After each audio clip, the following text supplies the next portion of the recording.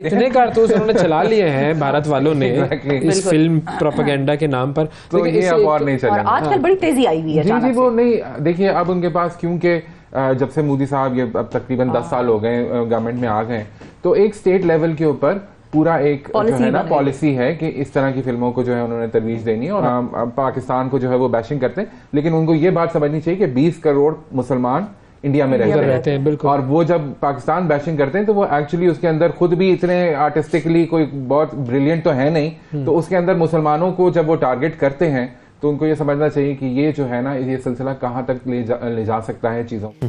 तो ऐसा क्यों है कि वहां से कुछ कूड़ा करकट भी उठा के हम अपनी स्क्रीन के ऊपर लगा देते हैं और हमारे लोग जो हैं वो एकदम से जाके उसको हाउसफुल कर देते हैं। तुम्हारा हर मोहल्ला आईओपी बन जाएगा। इंडिया ऑक्युपाइड पाकिस्तान, जय हिंद।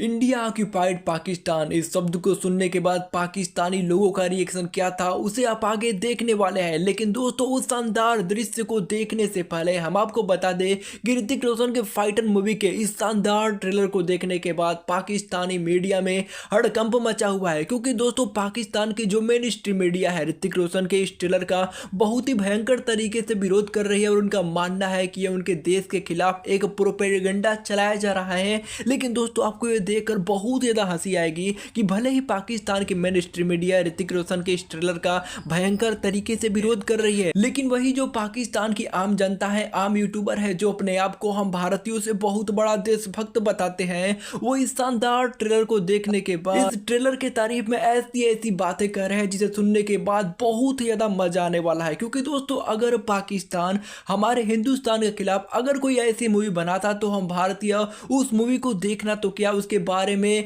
सुनना तक पसंद नहीं करते। लेकिन दोस्तों, ये पाकिस्तानी लोग इस ट्रेलर का रिएक्शन दे रहे हैं और इसके बारे में ऐसी ऐसी तारीफें कर रहे हैं जिसे सुनने के बाद अपने आप को मुझे भारतीय कहने में बहुत ज्यादा गर्व होगा।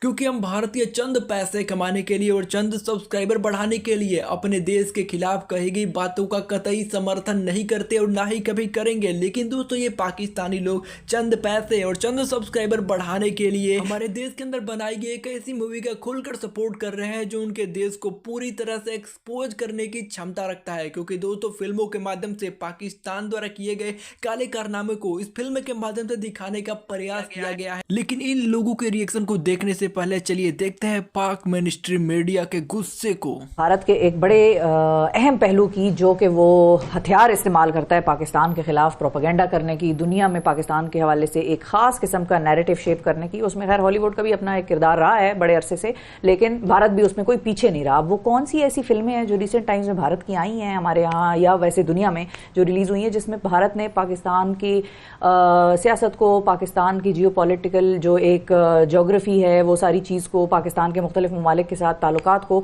एक्सप्लॉइट करके दुनिया को दिखाया है, दुनिया के आगे ऐसे पेश किया है, नेगेटिव प्रोपेगेंडा करके, बेसिकली बिल्कुल एक नेगेटिव लाइट। बिल्कुल। तो इस हवाले से हम जरा करेंगे बात। इतने कारतूस उन्होंने चला लिए हैं भारत वालों ने इस फिल्म प्रोपेगेंडा के नाम पर, तो ये अब और नहीं चलेगा। और आजकल बड़ी तेजी आई हुई है। जी वो नहीं, देखिए अब उनके पास, क्योंकि जब से मोदी साहब ये अब तकरीबन 10 साल हो गए गवर्नमेंट में आ गए, तो एक स्टेट लेवल के ऊपर पूरा एक जो है ना पॉलिसी है कि इस तरह की फिल्मों को जो है उन्होंने तरवीज देनी है। और हम देखते हैं कि अभी बहुत ज्यादा तेजी से अक्षय कुमार साहब ने तो एक मशीन लगाई हुई है ना घर में, वो हर हफ्ते जो है वो एक फिल्म निकाल के फेंकते रहते हैं।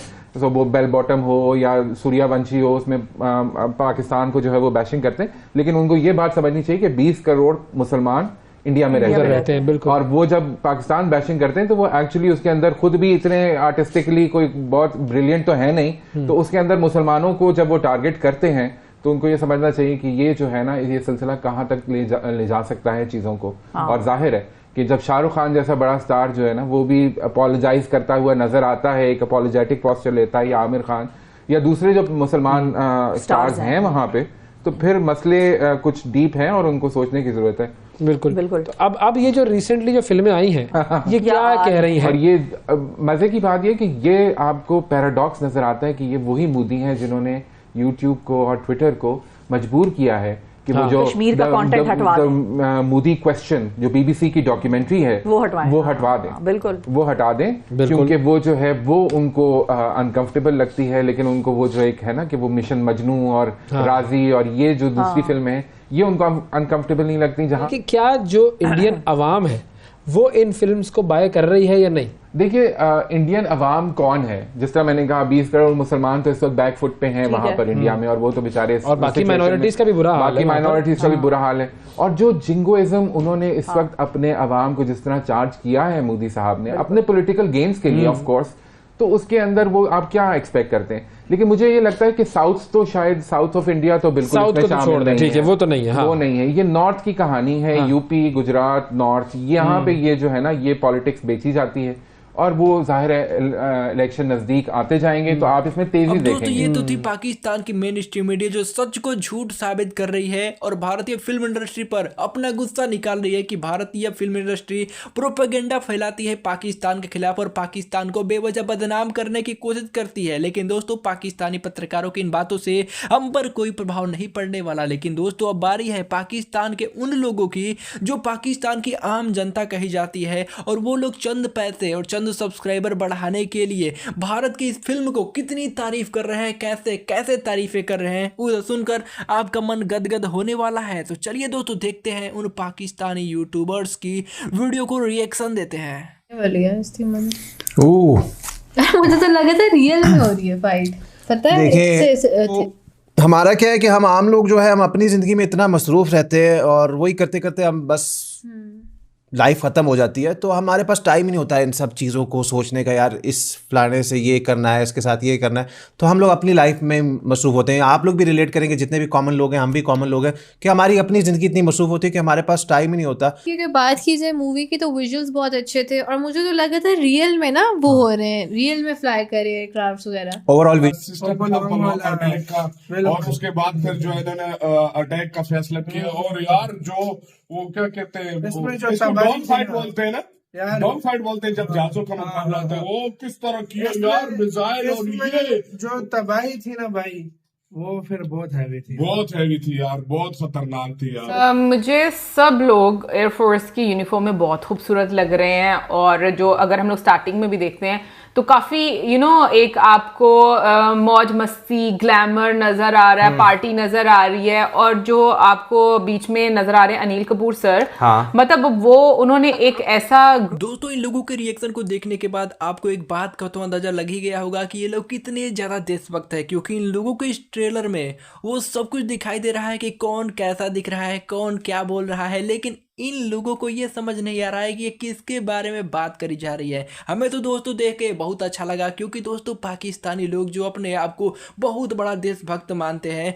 ऐसे लोगों को देखकर हमें ये तो अंदाजा लग गया कि दोस्तों पाकिस्तानी लोग देशभक्त नहीं होते हैं और पैसे के चक्कर में वो कुछ भी कर गुजरते हैं। क्योंकि दोस्तों यहाँ पर इन लोगों का मोटिवेशन सिर्फ वही है कि कैसे भारतीय ऑडियंस को अपनी तरफ अट्रैक्ट किया जाए और ऐसा कोई भी कार्य न किया जाए ताकि भारतीय ऑडियंस को बुरा लगे। और दोस्तों जो ऐसा सोचता है वो देशभक्त कैसे हो सकता है। दोस्तों हमारे इंडिया में ऐसा एक भी यूट्यूबर मौजूद नहीं होगा, शायद होगा तो गिने चुने होंगे, जो पाकिस्तानी मूवीज के ऊपर रिएक्शन दे रहे होंगे या पाकिस्तानी लोगों के ऊपर बात कर रहे होंगे। क्योंकि दोस्तों अगर हमें बात करनी होगी तो हम अपने देश के बारे में बात करेंगे, किन चीजों की कमी है, किसमें क्या सुधार करना चाहिए, इन मुद्दों पर हम बात करेंगे, ना कि हम यहाँ पर बैठकर पाकिस्तानी लोगों के बारे में बात करेंगे और पाकिस्तानी मूवीज पर अपना रिएक्शन देंगे। और दोस्तों यही डिफरेंस है पाकिस्तानी लोगों में और भारतीय लोगों में। क्योंकि दोस्तों भारत के जो लोग हैं वो विकास के ऊपर ध्यान देते हैं और पाकिस्तानी लोग दूसरों के ऊपर ध्यान देते हैं। वो ये तो देखते हैं कि वो विकास कर रहा है, लेकिन वो ये नहीं देखते कि वो कैसे विकास कर रहा है और उन्हें क्या करना चाहिए। दोस्तों इस मूवी के ट्रेलर को देखने के बाद एक बात तो पूरी तरह से साफ हो गई कि ये मूवी पूरी तरह से देशभक्ति पर आधारित है। इसे देखने के बाद लोगों के रगों रगों में जोश जुनून आ जाएगा